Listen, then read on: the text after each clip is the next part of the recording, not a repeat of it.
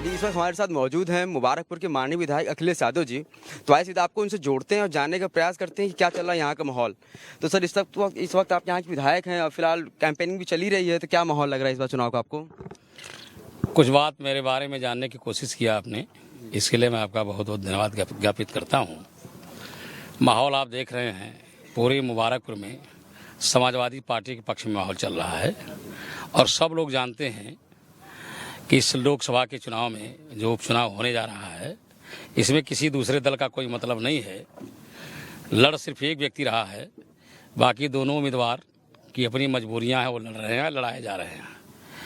तो पूरी तरीके से मुबारकपुर समाजवादियों के साथ है। इसके पहले भी जितने पार्लियामेंट के चुनाव हुए हैं, सारे चुनावों में समाजवादी पार्टी ने यहाँ से बढ़त हासिल किया है। तो इस बार भी पूरा माहौल समाजवादी पार्टी के पक्ष में है और सभी जाति, वर्ग, धर्म, मजहब के लोग धर्मेंद्र यादव जी को पार्लियामेंट में भेजना चाहते हैं, इसलिए कि पार्लियामेंट में धर्मेंद्र यादव एक बेबाक आवाज़ हैं, जो गरीबों के पक्ष में, मजलूमों के पक्ष में, शोषितों के पक्ष में, दलितों के पक्ष में, अल्पसंख्यक समाज के पक्ष में, बेरोजगारी के खिलाफ, महंगाई के खिलाफ हमेशा आवाज़ उठाते रहते हैं। तो सब लोग उन्हें पसंद कर रहे हैं और चाह रहे हैं कि पार्लियामेंट के अंदर एक इस तरह का जावाज़ प्रतिनिधि आजमगढ़ से जाना चाहिए, जो जनता के मुद्दों पर सरकार से सवाल पूछे और लड़ाई खड़ा करे। सर, जैसे कि आपने दूसरे दल के उम्मीदवारों की बात छेड़ दी है, तो उसी में गुड्डू जमाली जी भी हैं, बसपा से उम्मीदवार। अभी कुछ दिन पहले वो इंटरव्यू दे रहे थे, उसमें वो कह रहे थे कि मैं दावा करता हूं कि समाजवादी पार्टी तीसरे स्थान पर रहेगी। हालांकि वो आप ही से अभी 2 महीने पहले चुनाव हार चुके हैं। हाँ, वो इस वक्त AIM में थे, तो कुछ उनके लिए कहना चाहेंगे आप कि उनके इस दावे पे?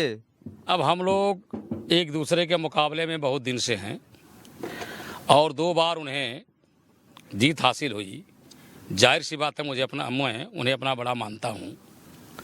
मैं पहली बार जीता और मुझसे पहले 2 बार जीते। तो लेकिन समाजवादी पार्टी के प्रति उनकी आइडिया कुछ गड़बड़ है। उनको ऐसा नहीं सोचना चाहिए। पूरे उत्तर प्रदेश के पैमाने पर बसपा का क्या वजूद बच गया है, इससे पहले 2 महीना पहले वही बता रहे थे कि बहन जी को अब कोई पूछने वाला नहीं है ना, बसपा को कोई पूछने वाला नहीं, बसपा खत्म हो गई है और मैं अब दूसरे दल में भाई के साथ जा रहा हूं। और हमारे लोग, अब वो चीज़ें मैं नहीं कहूँगा, इसलिए उनके बारे में बहुत कुछ कहना नहीं चाहता। सिर्फ इतना कहता हूँ कि समाजवादी पार्टी के बारे में उनके विचार अच्छे नहीं हैं। समाजवादी पार्टी गरीबों, किसानों, मजदूरों, मुसलमानों, विद्यार्थियों, नौजवानों की पार्टी है और लगातार इन मुद्दों पर समाजवादी पार्टी लड़ने का काम कर रही है। पूरा प्रदेश सामने है। अगर अब भी उनके दिमाग में है कि समाजवादी पार्टी ख़त्म हो रही है, समाजवादी पार्टी ख़त्म हो जाएगी, तो उनका सोचना गलत है। उन्हें अच्छा सोचना चाहिए। सर, आप थोड़ा जल्दी मैं आपसे एक आखिरी सवाल ये भी पूछना चाहूँगा कि आनंद जी का जैसे टिकट अंतिम समय में काटा गया था और इस वक्त गुड्डू जमाली जी भी बसपा से लड़ रहे हैं, AIM से हैं नहीं, तो क्या लगता है एक पर्टिकुलर जो वोटर है एक सेक्शन के, मैं दलित समाज की खास तौर से बात करूँगा, तो उनको कोई प्रभाव पड़ेगा, लग रहा है आपको? सुशील आनंद का टिकट काटा नहीं गया है।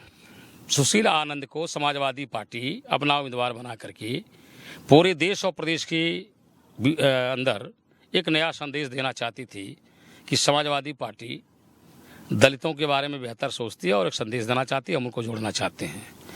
लेकिन सुशील आनंद 2 जगहों से मतदाता सूची में थे, जिसके लिए एक जगह से नाम कटवाने के लिए उन्होंने ऑनलाइन आवेदन भी किया था, लेकिन जिला प्रशासन ने उनके आवेदन पर विचार नहीं किया और दोनों जगहों पर मतदाता सूची में वो शामिल थे। भारतीय जनता पार्टी के लोगों का षड्यंत्र हम लोगों को जानकारी हो गई कि इनका पर्चा दाखिल होगा तो भाजपा के लोग डबल मतदाता के नाम पर उनका पर्चा खारिज करा देंगे।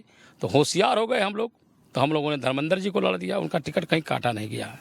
जहाँ तक रह गया कि दलित समाज का, तो अब दलित समाज जहाँ था वहाँ से समाजवादी पार्टी की तरफ आने के बारे में सोच रहा है, इसलिए कि वो जानता है कि बहुजन समाज पार्टी अब प्रदेश में इसका कोई मतलब नहीं है और वो भटकी हुई पार्टी है। वह दलित के सवालों पर लड़ने के बजाय भारतीय जनता पार्टी की सेहत को मजबूत करने वाली पार्टी है। अब वो भारतीय जनता पार्टी का काम कर रही है, अपना काम नहीं कर रही है, इसलिए दलित समाज समाजवादी पार्टी के साथ जुट रहा है। अच्छा सर, चलिए उपचुनाव तो होता रहेगा, अभी 10 दिन में रिजल्ट भी आ जाएगा।